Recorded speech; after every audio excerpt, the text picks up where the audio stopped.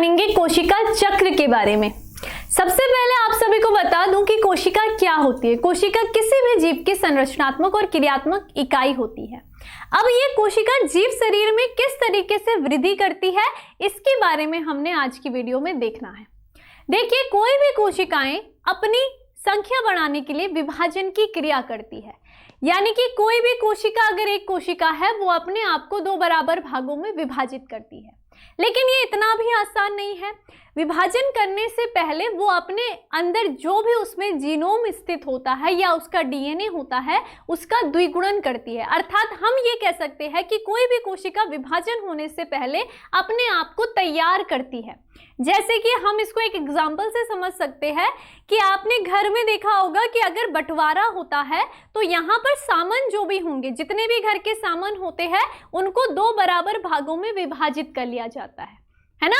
जैसे कि अगर घर में 4 चेयर होंगी तो उसमें बंटवारे से पहले 2 चेयर अलग और 2 चेयर अलग कर ली जाएगी, ताकि दोनों भाइयों के पास बराबर चेयर पहुंच जाए। ठीक उसी तरीके से कोशिकाएं भी विभाजन से पहले खुद को तैयार करती हैं। तो इसके बारे में जानते हैं कि आगे कैसे कैसे अपने आप को विभाजन के लिए तैयार करेगी, क्या क्या इसमें क्रिया होगी, ये सब हम आपकी क्लास में पढ़ेंगे। ठीक है, तो देखेंगे कोशिका विभाजन की पहले मैंने आपको बात करी। कोशिका विभाजन क्या होता है? जीवों का ये वो लक्षण होता है जिसमें एक कोशिका विभाजित होकर के 2 संतति कोशिकाओं का निर्माण करती है। ठीक है, कोई भी कोशिका लो, चाहे प्लांट सेल्स लो या चाहे एनिमल सेल को लो, यहाँ पर एक कोशिका है। ठीक है, ये कोशिका के अंदर अपना केंद्रक होगा। ठीक है, अपने कोशिकांग स्थित होंगे। माना बात, ये माइटोकॉन्ड्रिया है। ठीक है, ये इसका राइबोसोम है। ठीक है, और भी इसमें अगर क्लोरोप्लास्ट है, प्लांट सेल है तो क्लोरोप्लास्ट होगा। ठीक है, तो यहाँ पर ये क्या है, इसके कोशिकांग और केंद्रक स्थित है। इस केंद्रक के अंदर इसमें क्या होगा, डीएनए स्थित होगा। अब ये विभाजन करेगी, ये क्या कहलाएगी, जनक कोशिका कहलाएगी। तो जब भी इसको विभाजन करना है, अपनी संतति कोशिका का निर्माण करना है, उससे पहले ये अपने अंदर के जो भी पदार्थ होते हैं उसकी संख्या को द्विगुणित कर लेती है। ठीक है, सबसे पहले क्या करेगी, थोड़ा सा अपने साइज को बढ़ा लेती है, वृद्धि करेगी, है ना। अब इसके अंदर क्या कहा मैंने, इसके अंदर ये केंद्रक स्थित था, माइटोकॉन्ड्रिया है, क्लोरोप्लास्ट है, और भी सारे सेल ऑर्गेनेल्स है। ये सभी के सभी एक एक संख्या में है। तो सबसे पहले इसने अपने आप को तैयार करा, अर्थात अपने अंदर जो भी चीजें थी उसको द्विगुणित कर दिया। अर्थात एक केंद्रक था तो एक और केंद्रक का निर्माण कर दिया, माइटोकॉन्ड्रिया एक था तो दूसरे का निर्माण कर दिया, क्लोरोप्लास्ट एक था तो दूसरे का निर्माण कर दिया, है ना। तो इस तरीके से उसने अपने पदार्थों को भी क्या करा, द्विगुणित कर लिया। तब जाकर के ये जो व्यवस्था होगी, यहाँ पर कोशिका ने अपने आप को तैयार कर लिया है। अब ये जो जनक कोशिका है वो आसानी से अपने आप को क्या कर सकती है, विभाजित कर सकती है। अर्थात इस कोशिका से क्या बनेगी, अब संतति कोशिकाएं बनती है, संतति कोशिकाएं बनती है। तो अगर आप संतति कोशिकाओं में देखोगे तो संतति कोशिका में अगर यहाँ पर 2 केंद्रक थे, एक केंद्रक इसके पास गया, एक केंद्रक इसके पास गया, है ना। एक माइटोकॉन्ड्रिया यहाँ गया, एक माइटोकॉन्ड्रिया यहाँ गया, एक राइबोसोम यहाँ गया, एक यहाँ गया। तो इस तरीके से जितने भी सेल ऑर्गेनेल्स होंगे उन सभी का विभाजन हो जाता है। ये जो क्रिया कहलाती है, ये हम कहलाते हैं कोशिका चक्र। अर्थात जिसमें कोशिका अपने आप को तैयार भी कर रही है और विभाजन भी कर रही है, ये पूरा एक साइकिल बनाती है कोशिका चक्र को। ठीक है, अब यहाँ पर जो रुडोल्फ विर्चोजी थे, वैज्ञानिक थे रुडोल्फ विर्चोजी, इन्होंने कहा है कि नई कोशिका का निर्माण पूर्व स्थित कोशिका से होता है। हमने जो नई कोशिका, नई संतति कोशिका का निर्माण किया है, उनका निर्माण किससे हुआ है, हमेशा जो पहले से स्थित जीव शरीर में कोशिका होगी उससे ही होगा। ठीक है, तो यहाँ पर हमेशा हमारा हाथ कट जाता है, ठीक है, आपने देखा होगा 2-4 दिन बाद वापस से परत बन जाती है। तो वो पहले से स्थित जो कोशिका है वो वापस से उसमें क्या बना रही है, परत बना रही है, नई कोशिका विभाजन की क्रिया करके। क्लियर हो गया आपको कोशिका विभाजन क्या होता है। अब हम बात करेंगे जो कोशिका विभाजन होता है वो किस तरीके से होगा, है ना। इसमें कौन कौन से फेजेस होते हैं, कितने प्रकार के होते हैं, किस तरीके से कोशिका अपने आप को विभाजित करती है। तो यहाँ पर जो कोशिका चक्र होगा इसको हम कैसे पढ़ते हैं, ठीक है, घटनाओं का वह निश्चित क्रम जिसके द्वारा कोशिकाएं अपने जीनोम द्विगुणित करके घटकों का संश्लेषण करके विभाजन हो और दो संतति कोशिकाएं बनाती है, इसे विभाजन चक्र या कोशिका चक्र कहते हैं। अब कोशिका चक्र बात करें या कोशिका विभाजन चक्र की बात करें, बात वही है। मैंने क्या कहा, एक कोशिका है वो अपनी संतति बनाने से पहले अपने आप को तैयार करती है, फिर जाकर के विभाजन की क्रिया करती है। तो ये जो तैयार करना और विभाजन की क्रिया भी, ये पूरा मिलकर के एक कोशिका चक्र कहलाता है। ठीक है, तो कोशिका चक्र की दो अवस्था होती है, एक होती है अंतरावस्था और दूसरी होती है एम अवस्था। अंतरावस्था यानी कि इंटरफेस, ये वही अवस्था है जिस समय कोशिका, जो जनक कोशिका होंगी, वो अपने आप को क्या कर रही है, तैयार कर रही है। एक तरीके की तैयारी वाला फेस होता है ना, हम कहीं घूमने जाएंगे तो अपने आप को तैयार करेंगे। इस तैयारी से मतलब क्या है, कोशिकाओं के वो अपने अंदर जो भी स्थित जीनोम होगा, कोशिका होंगे, डीएनए होंगे, उनका द्विगुणन कर देती है। एक संख्या में होंगे तो वो डबल कर देगी। ठीक है, फिर जाकर के वो एम अवस्था में आएगी, अर्थात एम अवस्था वो अवस्था होगी जहां पर कोशिका विभाजन की क्रिया होती है। अब यहाँ जीव शरीर में दो प्रकार की कोशिकाएं होती है, एक होती है दैहिक कोशिका और दूसरी होती है कौन सी, यहाँ पर जनन कोशिका। ठीक है, जनन कोशिका। दैहिक कोशिका यानी कि सोमैटिक सेल की हम बात करते हैं। ठीक है, तो हमारे शरीर की जनक कोशिका को छोड़ करके बाकी पूरी बॉडी में जो भी कोशिकाएं होती है वो दैहिक कोशिका यानी कि सोमैटिक सेल कहलाती है। सोमैटिक सेल में हमेशा याद रखना, यहाँ पर समसूत्री विभाजन होता है। अब आप बोलोगे कि समसूत्री विभाजन क्या होता है, नाम से ही पता चल रहा है, समसूत्री विभाजन यानी कि समान विभाजन। अर्थात यहाँ पर जब भी एक जनक कोशिका से संतति कोशिका का निर्माण होता है तो इसमें जो सॉरी, ठीक है, तो इसमें क्या होगा, जो जनक कोशिका में अगर गुणसूत्रों की संख्या कितनी है, द्विगुणित है, तो इसकी जो संतति कोशिका होंगी उनमें भी क्या होंगी, जो भी दो बराबर कोशिकाएं होंगी उनमें भी गुणसूत्रों की संख्या द्विगुणित होती है। अर्थात यहाँ पर क्या होगा, जनक कोशिका में, जनक कोशिका के समान ही संतति में गुणसूत्रों की संख्या होती है। अगर इस कोशिका में 46 गुणसूत्र है तो इसकी संतति कोशिका जो भी है इन दोनों में ही क्या होंगी, 46 गुणसूत्र होते हैं। तो ये एक तरीके का समान विभाजन है। ठीक है, उसी तरीके से जनन कोशिका की बात करती है। जनन कोशिका वो कोशिका होगी जो कि आगे चल करके युग्मकों का निर्माण करती है। अर्थात युग्मक दौरान यहाँ पर कौन सा विभाजन होता है, अर्धसूत्री विभाजन होता है। ठीक है, तो जनन कोशिकाओं में अर्धसूत्री विभाजन के पश्चात हमेशा गुणसूत्रों की संख्या आधी हो जाती है। तो अगर कोई जनक कोशिका में द्विगुणित संख्या है, गुणसूत्रों की संख्या द्विगुणित है, तो इसकी जो संतति कोशिकाएं होंगी उनमें गुणसूत्रों की संख्या कैसी होगी, अगुणित होंगी। अर्थात यहाँ पर अर्धसूत्री विभाजन हुआ है, गुणसूत्रों की संख्या आधी भी है।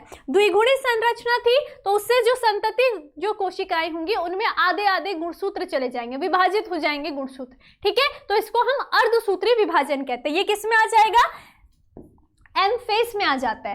ठीक है, लेकिन विभाजन करने से पहले अभी कोशिका को अपने आप को तैयार करना है। तो आज हम कोशिकाओं की अंतरावस्था के बारे में आपको बताएंगे। ठीक है, तो अंतरावस्था में देखिए क्या क्या फेज होते हैं, क्या क्या प्रवस्थाएं आती है, इसके बारे में बात करते हैं। तो कोशिका चक्र की जो प्रवस्थाएं होंगी जिसमें अंतरावस्था की हम यहाँ पर बात कर रहे हैं। ठीक है, अंतरावस्था की हम बात कर रहे हैं। क्लियर? ठीक, एक सर्कल के माध्यम से अगर मैं आपको समझाऊं तो ये एक सर्कल आप यहां पर भी देख रहे होंगे, इससे देखिए। ठीक है, यहां पर भी सेम बना है, यहां पर हम समझेंगे। हम इसको विभाजित कर लेते हैं। हमने कहा ये कोशिका साइकिल बना रहे हैं हम। ठीक है, ये क्या है, सेल साइकिल है। सेल साइकिल में दो प्रवस्थाएं हैं। ठीक है, दो प्रवस्थाएं कौन सी है। ठीक है, अब देखिए यहां पर पहली जो प्रवस्था है, ये जो प्रवस्था है, इस फेस को कहेंगे हम एम फेस। ठीक है, एम फेस कहलाते हैं, एम प्रवस्था कहलाते हैं। ठीक है, और ये जो बाकी की पूरी प्रवस्था होंगी ये कहलाती है इंटरफेस, यानी कि कौन सी प्रवस्था, अंतरा प्रवस्था। ठीक है, अब यहां पर अंतावस्था भी तीन भागों में विभाजित होती है। ठीक है, 3 भाग यहाँ पर हम इस तरीके से बना देते हैं। पहला फेज होता है G1 फेज, जिसे हम क्या कहते हैं, गैप फेज कहते हैं, गैप 1 फेज कहेंगे। ठीक है, गैप 1 फेज कहते हैं। दूसरा होता है S1 फेज, यानी कि इसको हम क्या कहेंगे, सिंथेसिस फेज कहते हैं, सिंथेसिस फेज कहते हैं, यानी कि संश्लेषित फेज कहते हैं। और तीसरी जो प्रवस्था होती है इसे हम G2 फेज कहते हैं, यानी कि गैप 2 फेज कहेंगे, गैप 2 फेज कहते हैं। तो अंतरावस्था 3 प्रवस्थाओं से होकर के गुजर रही है। इसमें कौन कौन सी प्रवस्था आ गई है, G1 फेज, S फेज और G2 फेज, ये याद रखना है। ये यानी कि जो अंतरावस्था प्रवस्था है, यहाँ पर आपको ध्यान रखना है कि इसमें कोई भी कोशिका जो होती है वो क्या करेगी, अपने विभाजन से पहले तैयारी करती है। ठीक है, जब वो तैयार हो जाएगी तब जाकर के वो अपने M फेज में आएगी। M फेज यानी कि ये वही फेज है जहां पर वो विभाजित होगी। ठीक है, दैहिक कोशिका होगी तो समसूत्री विभाजन होगा, जनन कोशिका होगी तो M फेज में अर्धसूत्री विभाजन होगा। क्लियर। हम बात करते हैं अंतरावस्था की। देखिए, कोई जनक कोशिका है, ठीक है, वो संतति बना रही है, तो उससे पहले उसने अपने आप को तैयार करना है। सबसे पहले वो किस में जाती है, G1 फेज में जाएगी। G1 फेज वो फेज होती है जहां पर कोई भी कोशिका अपनी वृद्धि करती है, अर्थात G1 फेज में कोशिका क्या करेगी, वृद्धि करेगी, कोशिका वृद्धि करेगी, अपने साइज को बढ़ाएगी, ताकि क्या कर सके, जब उसके अंदर के जो भी कोशिकांग होंगे, जीनोम होंगे, वो उसका द्विगुणन कर सके, है ना, बड़ी होनी चाहिए, तभी तो द्विगुणन होगा, सारे के सारे फिट आ जाएंगे। तो यहाँ पर वो क्या करेगी, G1 फेज में वृद्धि करती है। ठीक है, साथ ही साथ वो यहाँ पर क्या करती है, कुछ प्रोटीन का भी संश्लेषण करती है, ये भी आपको ध्यान रखना है, कुछ प्रोटीन का भी संश्लेषण करती है, कुछ उपापचय क्रिया भी यहाँ पर होती है।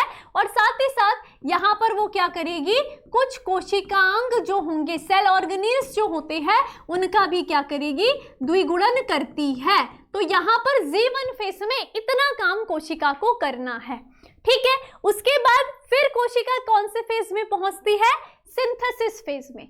सिंथेसिस फेज जो कि बहुत इंपॉर्टेंट फेज है, जहां पर कोशिका अपने अंदर स्थित, कोशिका के अंदर स्थित जो डीएनए होता है उसका क्या होगा, द्विगुणन होता है। ठीक है, डीएनए द्विगुणन की क्रिया कहाँ होती है, संश्लेषित प्रवस्था में होता है। आपके 1 नंबर का क्वेश्चन भी बनता है, बहुत सारे कॉम्पिटिटिव एग्जाम के लिए आपके जो एग्जाम होते हैं उसमें ये बनता है कि डीएनए का द्विगुणन किस प्रवस्था में होता है, तो ये सिंथेसिस प्रवस्था में होता है। साथ ही साथ जो यहाँ पर तारक काय होता है, तारक काय होता है, इसका भी क्या होगा, यहाँ पर द्विगुणन होता है। कौन से फेज में, सिंथेसिस फेज में। क्लियर।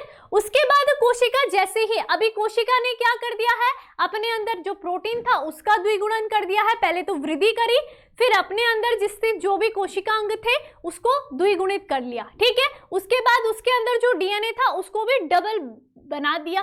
ठीक है, अब यहाँ G2 फेज में जब आती है तो G2 फेज में भी क्या होता है, यहाँ पर भी कई सारे प्रोटीन जिसका निर्माण G1 फेज में नहीं होता है, उनका निर्माण कहाँ होता है, G2 फेज में। यानी कि यहाँ पर भी प्रोटीन का संश्लेषण होता है, यहाँ पर कई सारी ऊर्जा का निर्माण होता है। ठीक है, और यहाँ पर कुछ ऐसे कोशिकांग का द्विगुणन होता है, कुछ ऐसे कोशिकांग का द्विगुणन होता है जिनका द्विगुणन कहाँ नहीं हुआ है, यहाँ पर रह गया था। जैसे कि माइटोकॉन्ड्रिया की बात करते हैं, ठीक है, माइटोकॉन्ड्रिया की बात करते हैं, तो माइटोकॉन्ड्रिया का जो द्विगुणन है, एक तरीके का कोशिकांग होता है, इसका जो द्विगुणन होगा वो G1 फेज में ना होकर के G2 फेज में होता है। साथ ही साथ जैसे कि पादप कोशिका में हम बात करते हैं क्लोरोप्लास्ट की, तो क्लोरोप्लास्ट का भी यहाँ पर ही क्या होगा, द्विगुणन होता है। तो इस तरीके से आपने देखा कि कोशिका एक तरीके से अपने आप को तैयार कर चुकी है विभाजन के लिए, उसने अपने अंदर के जितने भी पदार्थ थे उसको द्विगुणित कर दिया है, अर्थात उसकी संख्या को बढ़ा दिया है। अब जब उसके अंदर केंद्रक भी 2 है, डीएनए भी 2 है, कोशिकांग भी, माइटोकॉन्ड्रिया भी 2 होंगे, ठीक है, क्लोरोप्लास्ट भी 2 होंगे, राइबोसोम भी 2 होंगे, और भी सारे कोशिकांग सब 2-2 होंगे। तो अब वो क्या कर सकती है, जब भी वो अपनी संतति कोशिका, यानी कि किसी भी तरीके का अगर वो कोशिका विभाजन करती है, तो जो भी संतति कोशिका बनेगी उनमें बराबर क्या जाएंगे, डीएनए जा रहा है, केंद्रक जा रहा है, ठीक है, उसके कोशिकांग चले जाएंगे। ठीक है, तो इसलिए ये अवस्था तैयारी की होती है कोशिकाओं की। अब जाकर के यहाँ पर कोशिका कहाँ चली जाती है? एम फेज में, जहां पर कोशिका विभाजन की क्रिया हो जाएगी। तो आप सभी ने ये समझा, इस तरीके से कोशिकाओं की प्रवस्थाएं होती है, कोशिका चक्र की प्रवस्थाएं होती है। अब यहाँ पर एक और आपने प्रवस्था पढ़नी होती है, Z0 फेज, यानी कि जिसे हम विश्राम प्रवस्था कहते हैं। ठीक है, एक और प्रवस्था होगी जिसे Z0 फेस कहती है। तो हमारी बॉडी की ऐसी बहुत सारी कोशिका, जैसे कि हृदय कोशिका या फिर हम लीवर कोशिका की बात करते हैं, ये आवश्यकता पड़ने पर ही विभाजन की क्रिया करती है। एक बार विभाजन कर दिया, उसके पश्चात एक समय ऐसा आता है जब ये कहाँ चली जाएंगी? विश्राम अवस्था में चली जाती है, Z0 फेस में चली जाएगी। ये वो प्रवस्था होती है जहां पर कोशिकाएं विभाजित नहीं होती है, अर्थात वो इस सेल साइकिल से बाहर ही चली जाती है। ठीक है, वरना बाकी जितनी भी सेल कोशिकाएं होती है शरीर की, वो इस चक्र में घूमती रहती है। माना बात, एक जनक कोशिका थी, उसने अपने यहाँ पर क्या करा? द्विगुणन करा, अपने अंदर जितने भी जीनोम थे उन सभी का द्विगुणन करा, फिर यहाँ पर क्या हुई? वो 2 कोशिकाओं में विभाजित हुई। ठीक है, फिर वापस से ये कहाँ पहुंची? Z1 फेस में, और ये क्रिया लगातार ऐसे चलती रहती है। लेकिन कुछ विशेष ऐसी कोशिकाएं होती है जो एक बार विभाजित होगी, उसके पश्चात ये सीधा कहाँ प्रवेश करेगी? Z0 फेस में चलेगी, जहां पर इनमें विभाजन की क्रिया नहीं होती है। तो इस तरीके से आपने एक कोशिका चक्र के बारे में देखा है। ठीक है, तो ये आपकी बात मैंने बता दी है।